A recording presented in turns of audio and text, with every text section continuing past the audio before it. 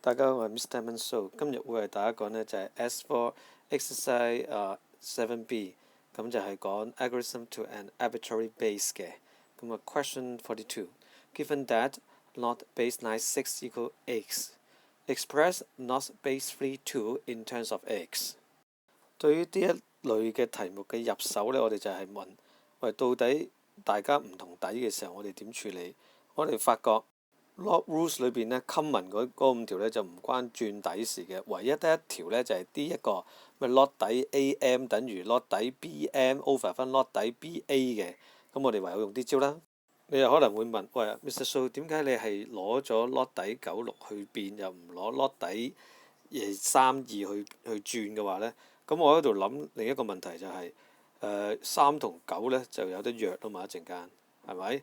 咁嗰隻6呢又可以拆咗隻2出嚟，所以呢，我就覺得呢邊呢就快啲嘅。咁嗱，有冇一啲好 general 嘅策略呢？冇，左右試一試啊。咁你問我就會覺得向細嗰個方向走，向約揀嗰個方向走呢，通常都係慳力啲嘅。當然啦，下一步呢，上格呢就拆翻做2隻 log，因為呢，被 log 數相乘，咪即係2粒 log 數相加咯。而下格簡單啦 ，grenade 將嗰個指數好似 grenade 咁樣向前抌，發達啦！我哋見到個底啊，同個被 log 數一樣，咁個粒數字就可以約咗做1㗎啦。接落嚟即係做一個 change of subject， 最後答案呢就會係2x 減1㗎啦。OK， 總結咯，我哋遇到唔同底 log 嘅時候呢，我哋得一招嘅啫，就係認住所謂嘅第7招啦。